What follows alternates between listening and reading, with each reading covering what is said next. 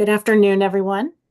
Illinois Extension is happy to host Illinois Office of Broadband and its director, Devin Bronstein, at the Illinois Office of Broadband, and a warm welcome for her and her staff that provide this outreach to us. And we're happy we can start another series of information and education on this opportunity going into January and beyond.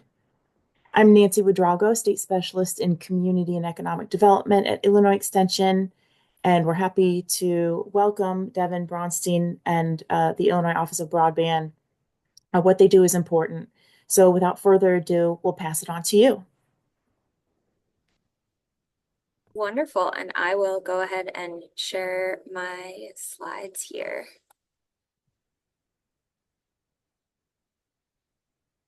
Okay.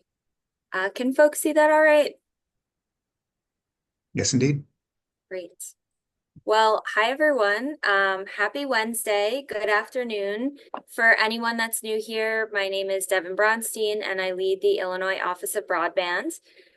We are restarting our weekly BEAD deep dive webinars. So these webinars will be every Wednesday, 12 to 1, where we'll focus on different topics related to the BEAD program as we get into the final countdown to the launch of the Broadband Equity Access and Deployment Program.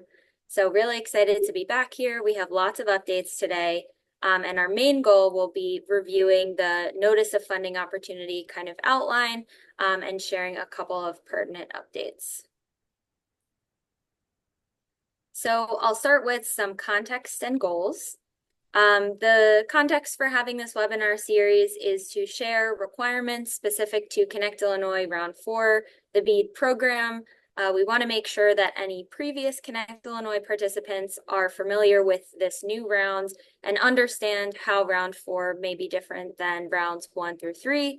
And overall, the goal is to keep this open line of communication where you can ask questions. We can walk through details so all interested applicants feel prepared to apply once the time comes. The goal of today's session is to walk through the Notice of Funding Opportunity, and we'll also share key updates. And then our upcoming webinars will focus on various components of the application, documents, templates, things that you'll need to prepare. So 2 main buckets for discussion today. First, a recap of BEAD and progress to date, and then we'll go through this overview of the NOFO. Note that we've had a lot of previous webinars that have done deep dives into specific sections within the NOFO, so I won't go into detail on everything, more just provide an overall overview, and then we can answer questions or point you to past content as needed. So, recap of BEAD and progress to date. For anyone who may be new to these webinars or the BEAD program in Illinois, BEAD stands for the Broadband Equity Access and Deployment Program.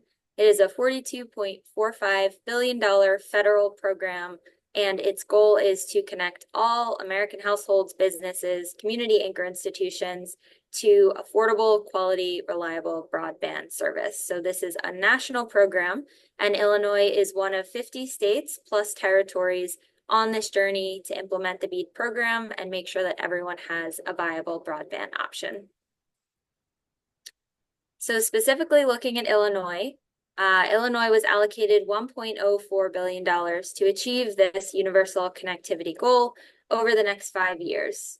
Our goal is to ensure universal coverage across the entire state. We have 1 year to run our subgrantee selection process. We focus on broadband affordability, and we follow the prioritization that NTIA has laid out for us. So we finally have updates to this timeline slide. I know it was a little bit constant for some times, but really excited to share a couple of updates here. So to recap, last year and last winter, we went through the process of drafting and getting approval on initial proposals, volume 1 and 2. Volume 1 outlined how Illinois would conduct its challenge process, and volume 2 outlines how we will undergo our entire subgrantee selection process. So essentially the rules for how we'll competitively, fairly, openly select subgrantees for the BEAD program. We underwent a mapping challenge process where we accepted challenges with evidence along with rebuttals to the FCC's version of the map. You'll see that that is one of the big updates today. We also had an RFI, a request for input, where we sought input on our draft project area units to incorporate that feedback in the final PAUs that we're working on right now. We also had a really productive pre-qualification phase. So over June, July, and August, we accepted pre-qualification materials from applicants who wanted to kind of get a jump start on their application and seek initial feedback, pre-qualify to kind of save time and effort for the formal application round. So where we are now, we have a couple of key updates. One, pre-qualification participation notice letters have been sent to all pre-qual participants. So if you participated in pre-qual and this does not sound familiar, reach out to me so we can make sure that you get that letter. And I'll go over more on what those letters look like in a couple of slides here. Second, we now have our final BEAD eligibility data approved by NTIA. So this is our sort of final data set of all locations that we are obligated to connect through the BEAD program, plus community anchor institutions as funding allows. And last, yesterday we posted a draft notice of funding opportunity for initial review. Wanted to get that up ahead of today's meeting, so we will dive deeper into that throughout this call. And then the next part of our process is actually kicking off subgrantee selection. So wave 1 will kick off in February, wave 2 after that, and then we have an optional wave 3, and I'll walk through more details on those on a future slide. And following our process to select subgrantees preliminarily through our competitive process, we'll submit all of our final information to NTIA in the form of a final proposal, seek their approval, get their feedback, and then issue those grant awards and get started. So an exciting update that we have today are dates. I know that many of you are participating in subgrantee selection processes around the country, or at least in multiple states. So hopefully this is helpful for planning purposes, and we're working really hard to make sure that these dates stick so folks can kind of plan accordingly and we can get started. So December, which is right now, our BEAD eligible locations have been published just in CSV form, so that's kind of like a raw list. And our NOFO preview has been published. That's essentially a draft NOFO that could change, but likely won't change, but wanted to get that out there so folks could start reviewing. On January 6th, we are planning to publish our final BEAD map. So the difference between the data that we published in December and this final BEAD map is that this will have all of the project area units incorporated. So right now we just have that list of eligible locations, but what we'll have in January is a map where you can actually play around, select different project area units, put them in your shopping cart, and use that as the basis for your application. We'll also publish all of the application materials and the guidebook. Then that has to be available for 30 days. And 1 month later, on February 7th, we will officially open our Wave 1 application process. That will be open for 5 weeks we're planning for. So want to make sure you have ample time to prepare, submit your applications, and then we'll close that on March 13th. During this time, we'll have lots of technical assistance. We'll have materials walkthrough, office hours. We want to make sure that you feel supported in going through this process and that everything is clear. So once the application, they'll be, really tight, really accurate, and we can move forward in that review and scoring process. So the sample pre-qualification participation notice letter, I know that is a mouthful. Many of you, 41 entities, participated in our pre-qual process, and we're so grateful that you did, because the application process will be around a third shorter for you. So folks who did participate should have received a letter that looks something like this. And the purpose of this letter is to just give you that final documentation of everything that was approved during the pre-qualification process. So you'll want to hold on to this, save it, because when the application opens, you can essentially denote which materials you are not planning to resubmit, and we will refer back to those pre-qualified materials. So more detailed instructions to come once we start doing the application walkthrough, but hold on to this because we want to take as much burden off you as possible. Oops. So important update here. This is the breakdown of eligible BEAD locations. So following the challenge process being conducted, lots of curing, lots of adjudication of evidence and back and forth. This is where we have landed. This is just over half of where we were prior to the challenge process. So lots of locations were taken off the map due to other enforceable commitments or areas where it was demonstrated there was already service.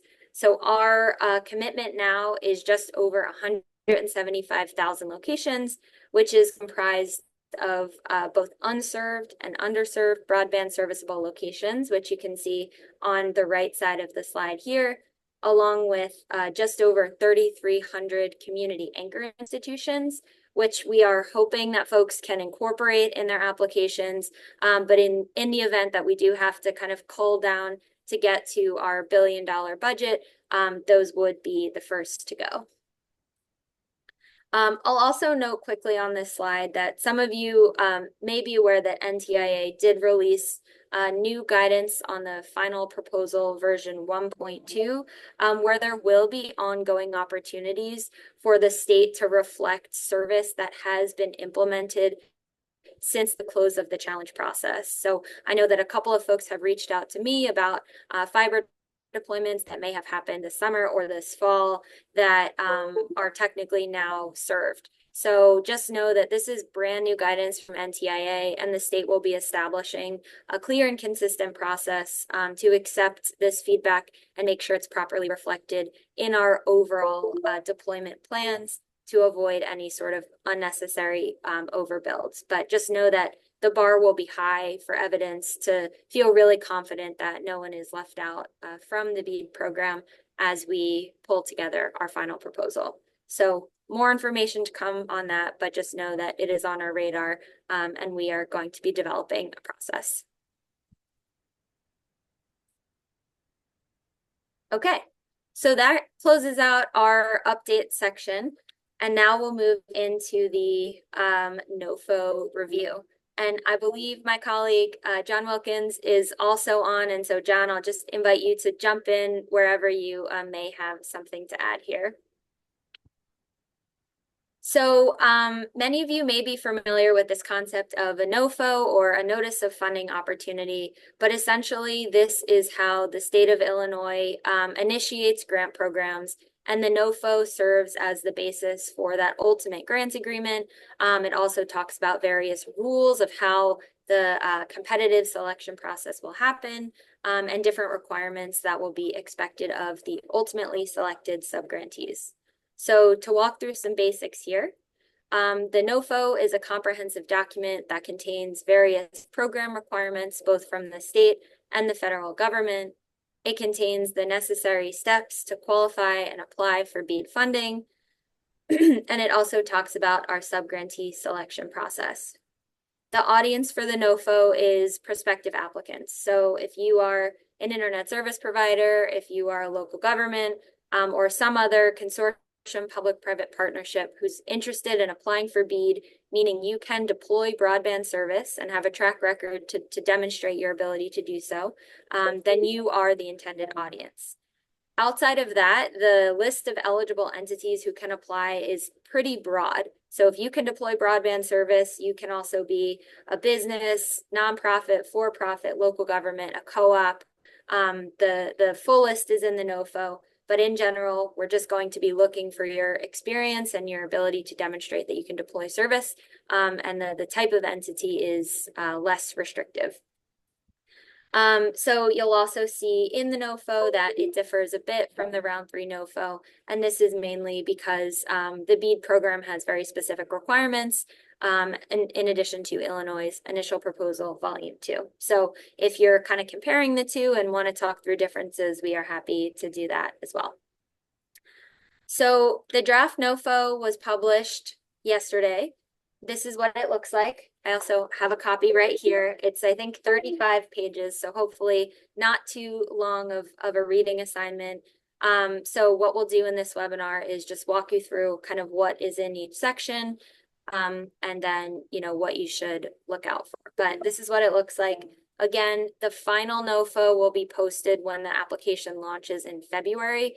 So consider this a draft, but really we do not expect many changes, and hopefully none at all. Hey, Devin, can I just add one overall comment before we go into each of the Please. pieces? Sure. So, and as Devin just said a second ago, about the volume two, just to put this in context, folks that are looking at the BEAD program in Illinois and other states knows that there is a ton of stuff out there now.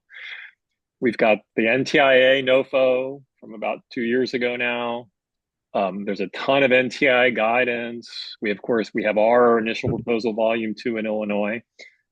The way to think about this state NOFO that we're going to walk through now is that it is the first among equals in the real world practical question of how is BEAD going to work in Illinois. So this is not to say this replaces anything. As you'll see as we talk through it, in a lot of sections, we're just trying to clearly integrate and incorporate some of those other aspects. But this NOFO should be your starting point because it does a couple things. It implements in a much more specific way a number of things that, for example, the initial proposal volume two or the federal NOFO create kind of broad structures around. But this NOFO now says, okay, the initial proposal said we're going to do this. Here is exactly how we're going to do it. So it's an implementation of these things that have come before. And then the second thing to remember about BEAD, BEAD really is a combined federal state program. And so there's a whole set of federal requirements, and that's built into this throughout. But states do also have the ability to make their own choices on certain things. They can add a few things. There's some administrative things.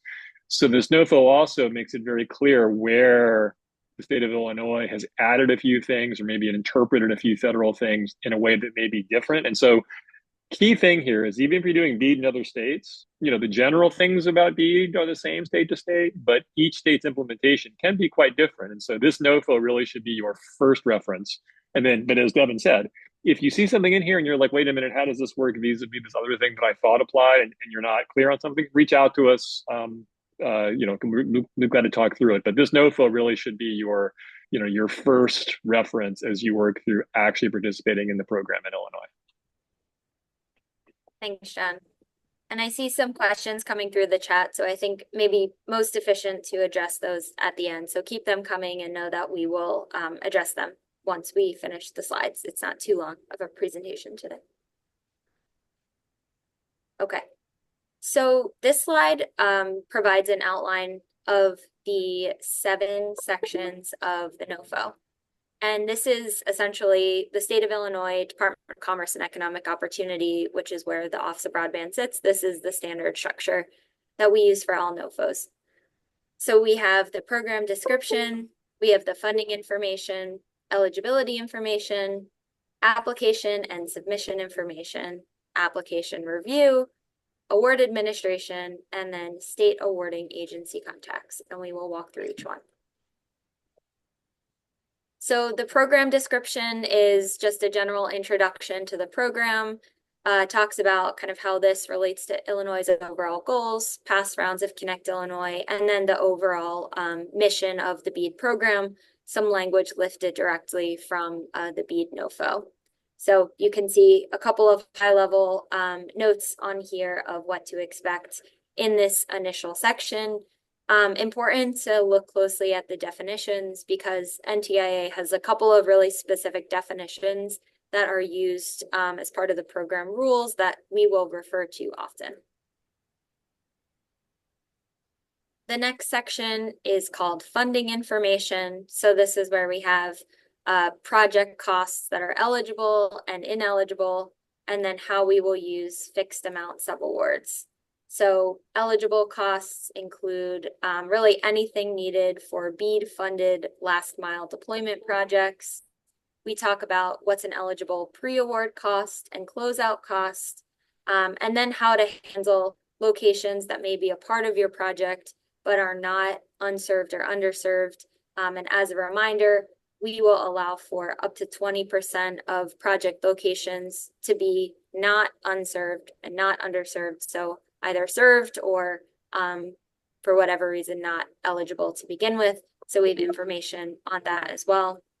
Then we have a breakdown of ineligible costs. So there's a series of covered communications equipment that are not covered they're basically considered national security issues related to national security. We do not cover profit fee or other incremental charges. We do not cover grant funds supporting or opposing collective bargaining. And then this program does not include indirect costs. So we had a separate webinar on fixed amount subawards, but as a reminder, this program, we will offer payments based on grantees demonstrating that they have met various milestones. So those milestones will be in the grant agreement, but for example, will include that you've signed your grant agreement, that you've ordered your equipment, that you've solicited your contractors, and then that you've eventually deployed to 10%, 20%, 30%, et cetera, of locations. And Devin, actually, on that prior slide, just this NOFO will have some things that you'll probably already be familiar with, some of the early sections, but this section is worth taking a very close look at because there are real differences state to state about exactly how eligible costs are being defined. And for those of you on the call that are kind of expert in this, the BEAD program incorporates the federal 2 CFR Part 200 rules, which are actually quite expansive. And so what you're really going to see across BEAD programs across states is some states are basically limiting eligible costs in ways that are not required federally, but states do have the ability to do that. What you're going to see is that by and large, Illinois has not overly limited your eligible expenses. There's a lot of things in the eligible cost that is basically Illinois saying, okay, federal said it's eligible, so we will also do that in Illinois. Most of the ineligible costs here that Devin just mentioned, those are required by the federal program, right? So that's, federal government says you cannot fund, national security risk equipment in BEAD. And so great, Illinois obviously is going to do that too. And then also it's worth looking closely at the fixed subaward. Again, these are sort of practical realities of how BEAD is going to look in different states. And it's worth taking a close look at that. And we did the prior webinar on it, but these are pretty important and maybe have some new information in this section. Sure. Okay, so section C talks about eligibility requirements. A handful of elements of this section were covered in past webinars. So for example, GATA qualification requirements. To be considered for any state of Illinois grant, your entity must be GATA pre-qualified. So we have a separate webinar hosted by our Office of Accountability, who oversee overall grants for the department. This is crucially important. It does take some time. So if this does not ring a bell to you, be sure to visit our webinars page to watch that webinar, and we'll share some contact information at the end of this presentation if you wanted to connect directly with them. Note that GATA pre-qualification is different than our pre-qualification process for BEAD. They share a term. GATA pre-qualification is a state process and is absolutely required. The pre-qualification phase that we ran over the summer was optional, helpful, but not required. So just know that any grantee for any state grant program must be GATA pre-qualified. Also in this section will be eligibility requirements for applicants, match requirements. It lays out those indirect costs that are specified as ineligible. FOIA requirements, I know we get questions about that oftentimes when you're submitting network details, for example, as part of your application. And then the low-cost broadband service requirement and other BEAD-specific details. So another webinar to highlight here on September 4th we went over a webinar on the details of the BEAD match requirements and low-cost service plan, which we do have some updates to right on this slide. But John, just jump in if you had anything else to add. Great. So wanted to share a brief update on the low-cost service option. To date, in our initial proposal, Volume 2, all BEAD participants were required to offer a low-cost service option of $30 per month without any opportunity for increase to households that meet an eligibility criteria aligned with the FCC's previous Affordable Connectivity Program, or ACP. We have since updated this pending NTIA approval to offer a little bit more flexibility to ensure that networks are sustainable in the long term. So this slide overviews some of those updates. First, we'll allow for an annual inflation adjustment tied to the Producer Price Index, or PPI. We also adjusted the low-cost service option cost for tribal lands to reflect and be the same as the rest of the broadband serviceable locations. And most importantly, and perhaps most interesting to providers on the call, is that we will offer an opportunity to pursue a waiver where you can propose a low-cost service option for as high as $40 per month. And we'll look for information from you that essentially demonstrate why offering that $30 low-cost plan in certain areas of the state is infeasible or unsustainable for your business model. So we'll specifically look for information like the density of the project area, take-up rates, adoption rates, ARPU, number of anticipated eligible households for the low-cost service option, and we'll release kind of more details on, how and when you can pursue that waiver, but just know that that is an option to help make sure that BEAD can be sustainable and really achieve these goals in the long term.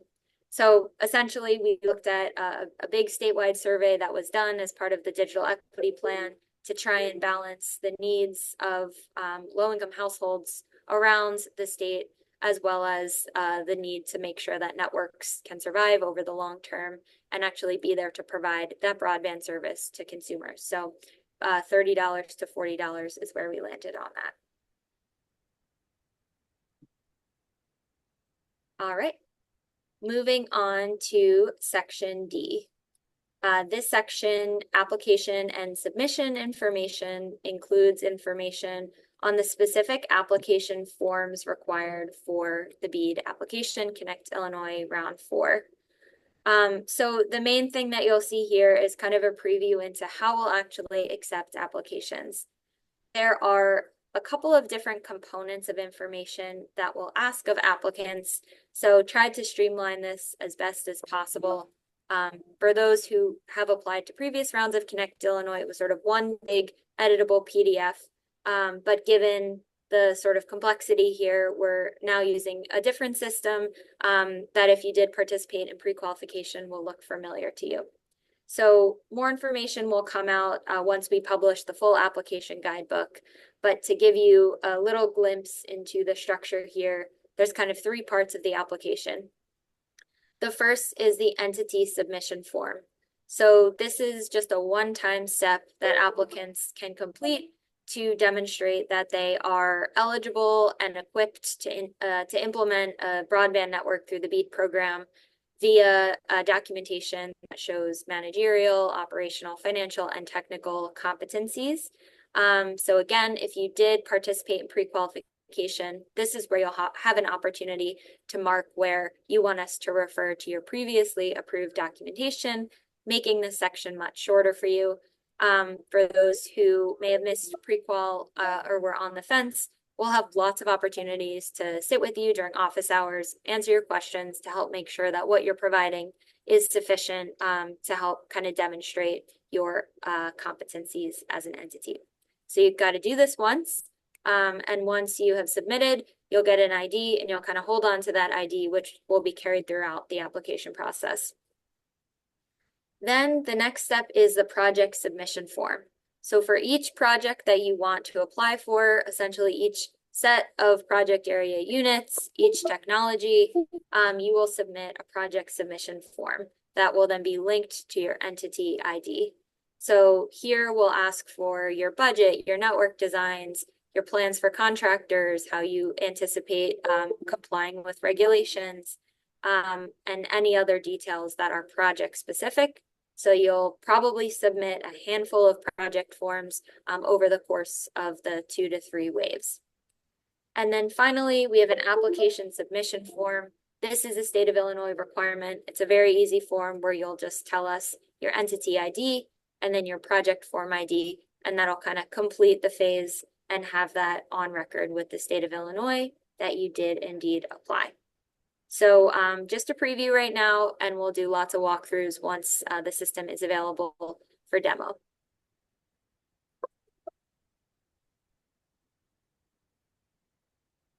All right, moving right along. Next, we have Section E, Application Review, which discusses our scoring criteria and details on how we'll actually go through the application review and selection process. So much of this we did cover in past webinars, so I will point you to those to hear more of a breakdown. But first, you can see our scoring criteria. So there's a very clear scoring rubric outlined in our initial proposal, Volume 2, which will inform directly how we evaluate applications. Know that much of what we ask for will be not necessarily scored, but more a gating criteria to confirm that you are qualified to participate, and then we'll move forward to score your application and rank it among all of the other applications.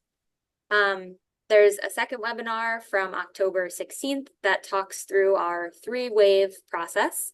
To give just a short recap, we have up to 3 waves that we've outlined in our initial proposal, Volume 2. The first wave will start in February, 30 days after that final map and our project area units have been published. And in that first wave, there are 2 criteria to have your application scored. One is that these are end-to-end fiber projects, and 2, you'll have to include at least 10% of your project areas as hard to serve, which will be indicated on those final PAUs and on that map. Our second wave will be any reliable broadband service, and sort of regardless of hard to serve areas, we will score all of those applications. Note that the awards in wave 1 may be small depending on the asks from grantees, because we do have this obligation to cover the entire state. So we want to balance making awards, picking up those hard to serve areas, but also making sure that we do have enough funds to cover the entire state. And so we do want to make sure that we are evaluating applications in the second wave as well. So I anticipate the second wave to be pretty significant, and likely the bulk of those preliminary awards. In the second wave, we will establish an extremely high cost per location threshold. This threshold tells us the cost above which we can consider reliable technologies that are not fiber. So NTIA names this as non-priority broadband technologies. So essentially, if a end-to-end fiber project costs above the thresholds, we have the option to consider fixed wireless projects, cable projects, hybrid, anything outside of just fiber, and then can evaluate, do we want to invest the additional funds in that fiber project, or do we want to, make those BEAD dollars go further for this PAU, and invest in a non-fiber project. So lots of flexibility there, kind of based on the bids that come in, and the applications that come in. Finally, we have a wave 3, which is optional. So if we get to the end of wave 2 and there are still locations that have not received any bids or costs are too high, we'll open up a wave 3 to request applications for those final project area units, may split them up as need be, do direct outreach. So if we've preliminarily awarded an applicant in a certain area and there's a PAU near them, perhaps they want to grab that and incorporate it into their application. We'll talk about match waivers and, do what we can to work to get every location claimed by an applicant.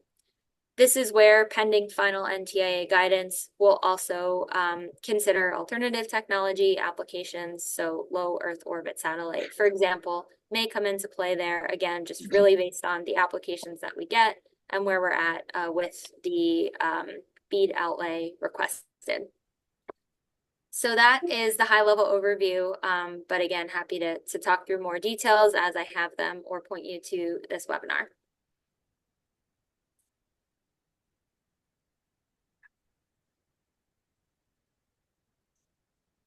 All right, getting towards the end here, Section F.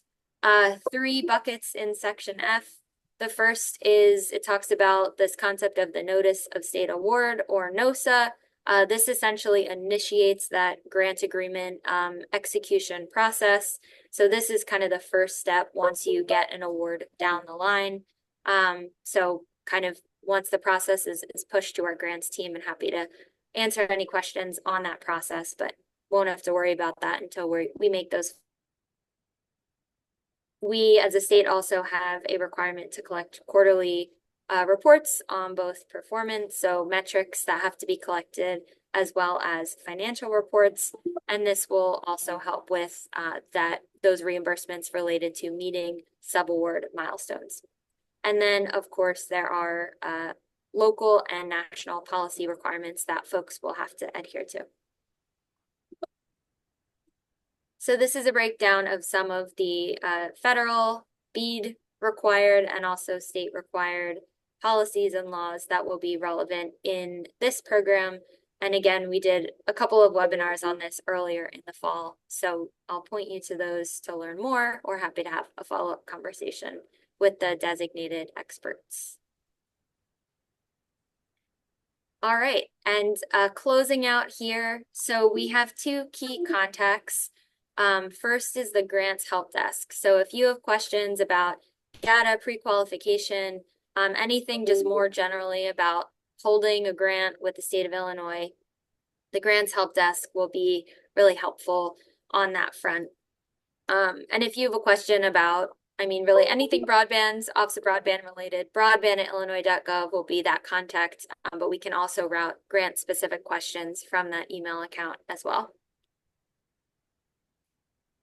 So we'll send out these slides afterwards, and you'll find a handful of helpful links on this page. So we have the NOFO preview, the BEAD landing page, and lots of other useful links. We did refresh our website recently, so most things should be rerouting, but if you do face any challenges, reach out to broadband@illinois.gov and we can point you to the correct link. And finally, if you have not filled out our intake form, we encourage you to do so, because we release information through our newsletter, but also just directly to folks who this information will be relevant to, so you can indicate if you're an ISP, if you're a local government, and we'll make sure that you get that relevant information, usually coming from me or one of my colleagues. And then our newsletter is also where we kind of consolidate updates and announcements in 2-week increments. And of course, this is now a weekly series again. So next week, we'll be covering the important topic of local coordination. This is an element in our scoring rubric, where we will walk through what is evidence of local coordination, what counts, what doesn't count, but more importantly, best practices for both internet service providers and communities on how you can kind of work together, what questions to ask to put forth a really authentic and thorough evidence of local coordination package as part of your application, if you are interested in doing so. And with that, I'll leave this up for a moment while I review some of the questions in the chat.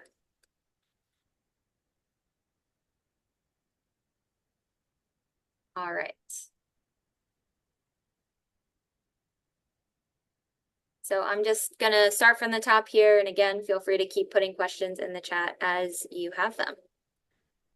The question is, with the final locations being published, will there be any updated PAUs being published, or do those remain the same? So the PAUs are being updated as we speak.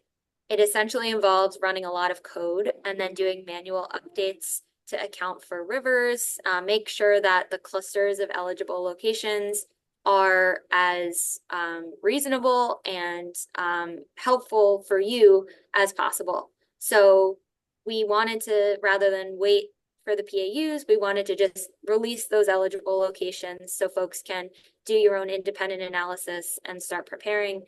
So those are just kind of raw CSVs. And again, happy to answer any more specific questions. But yes, PAUs are coming likely on January 6th. Will you be publishing the list of approved pre-applicants? So we currently have a list of applicants who participated in pre-qualifications. There are 41 entities. Folks ranged from having most of their documents approved to half of them approved to 3/4. And so because this isn't a gating criteria of either you're pre-qualified or you're not, more so, these are the folks who expressed interest in participating and have gotten many of their documents pre-qualified. We aren't really publishing a sort of yes or no binary list because, folks are kind of across the spectrum of the number of documents that received that initial pre-qualification. Before the map release in January, will there be any additional guidance on hard to serve areas? So we have guidance for how we determine the hard to serve areas, and I can try and list them off here. We looked at factors like the number of unserved locations in the project area units. So like density, we looked at high poverty counties. We looked at interest from past Connect Illinois rounds. So if an area received no grant applications in the past, it's likely hard to serve. And there might be one other thing. That's in our initial proposal, volume 2. So happy to point you to that. And then once those are released, you can look at the map and essentially see they'll be in a different color which areas are considered hard to serve.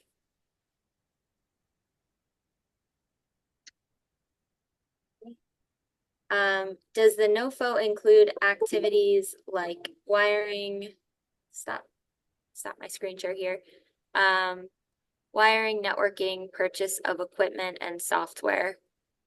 So the NOFO includes a description of the activities that are eligible costs under the BEAD program.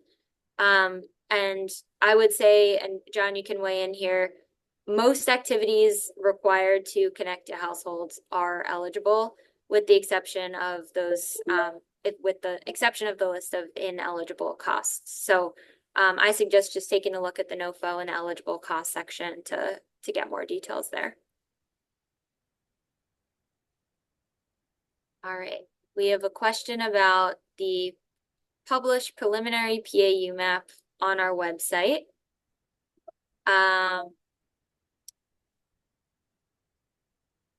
And it looks like you're having trouble seeing the preliminary PAUs on our map. So if you try zooming in, sometimes they only appear once you're zoomed in like 3 layers. So try that, and if it still doesn't work, just shoot us an email at broadband@illinois.gov and we can help troubleshoot.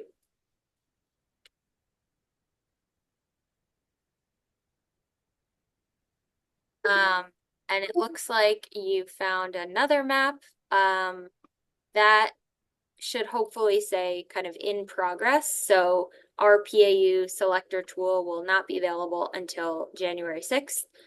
So I would suggest looking at the list of eligible locations, the preliminary PAUs if you want to see what they looked like kind of before the updated data, but that should be it for what's available now. All right. So the low cost determination, what was the basis for the low cost determination? Does the urban rate survey factor in, and will there be annual adjustments? The original low cost service determination was based on the Affordable Connectivity Program's $30 rate for qualifying households.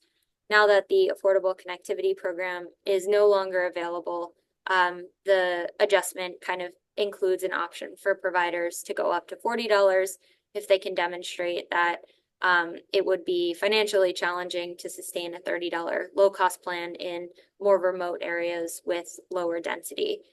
So really was based on that affordable connectivity program rate, and the adjustment is based on survey results that are captured in our digital equity plan, where folks really were not looking for a low-cost plan above $50, with many folks saying 30 was the highest, so that $40 ceiling kind of meets in the middle there. And will there be annual adjustments? Providers have the option to adjust annually for inflation based on the producer price index, or PPI. And we got a question about the dates for wave 2 opening. So I have not shared those yet. We have durations for each wave published in our initial proposal, volume 2. So knowing that wave 1 opens on February 7th, should be able to do the math to look at wave 2. And I think once we officially open and we know that's the final date, we'll go ahead and publish the rest of those application dates. I will say that if you are submitting an application that does not meet the criteria for wave 1, you can submit it in wave 1. It's helpful information for us to have. We won't score it, and you may have to adjust it if those areas are, initially claimed in wave 1. So it is up to you, but just know that you can submit it just for our awareness, but you may have to revise it down the line.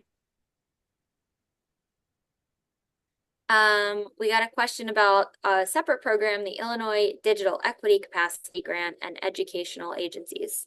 So that is a different sort of arm of our work that follows a completely different timeline. That one does not require pre-qualification outside of just the standard GATA pre-qualification. But if you, Kenneth, want to share what part of the state you work in, or your organization, we can have a community engagement manager on the team reach out to you and share more.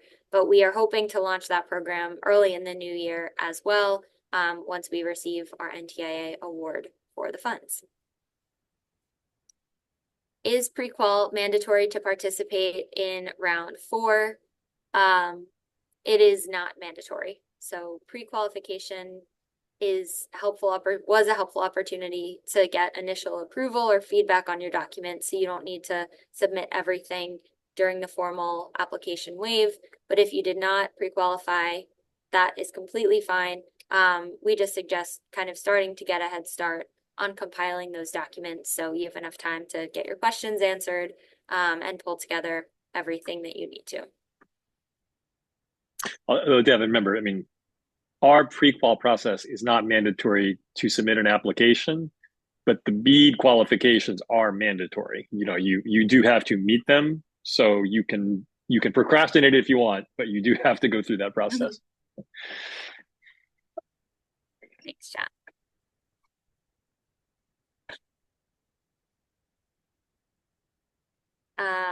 All right. What is the rural inhabitant city population limit in order to qualify for ACP?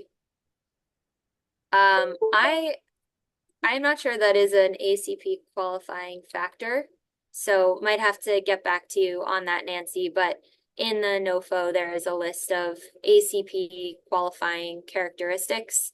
Off the top of my head, it is a list of social services programs and benefits that one might participate in, or you can qualify based on income. So I'd suggest just checking out the NOFO.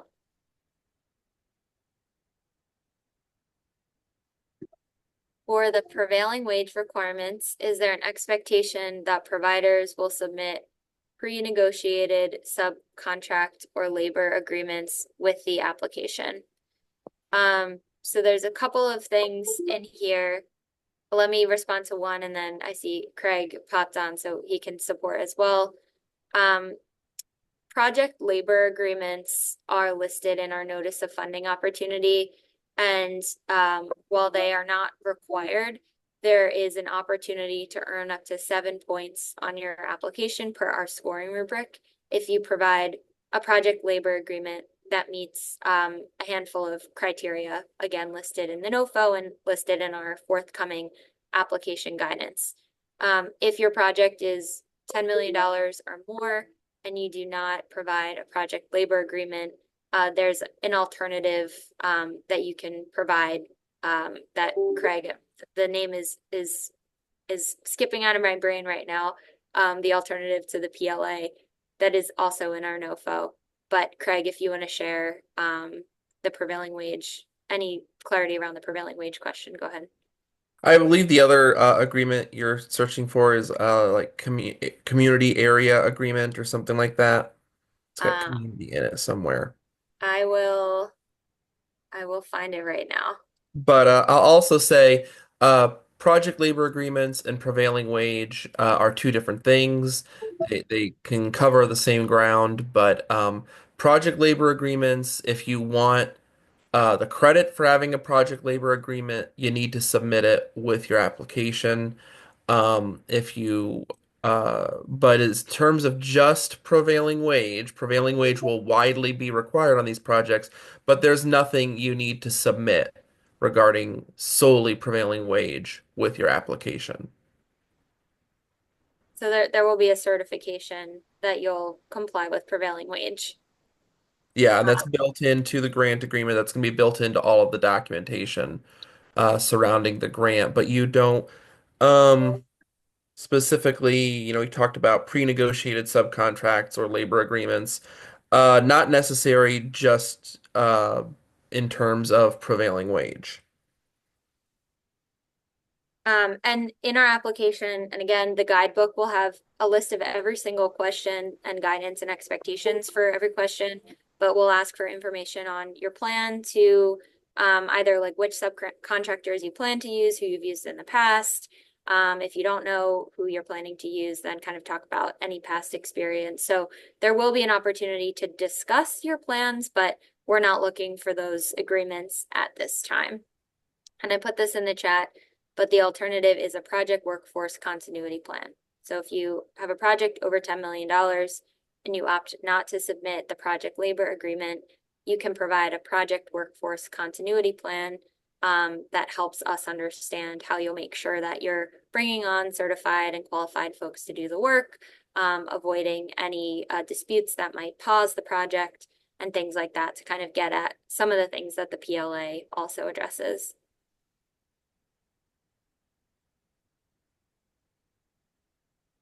Um, yes, I believe that the project labor agreement is something that we will look for submission upon application.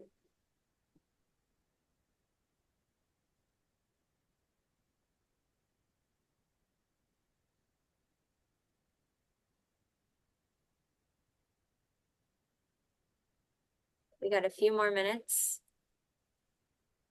and I will hang on to see if there are any other questions.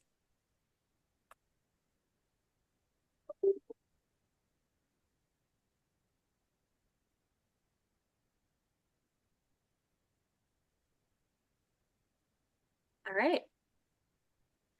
Well, Hillary Rains from our team put our links in the chat.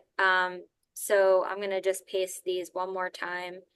This is where you'll find everything that you might need to find in terms of our links, our intake form, our newsletter. But really exciting times. We're so excited that all of you are interested in the BEAD program. Hopefully having that draft NOFO out and the dates provides some clarity and allows folks to plan. So please tune in next week at this time, same registration link for more information on local coordination. And always don't hesitate to reach out to broadband@illinois.gov or myself to chat one-on-one, get your questions answered, share feedback, or anything else you might need. All right, thanks. Happy Wednesday. Thank you, everyone. See you next Wednesday at noon.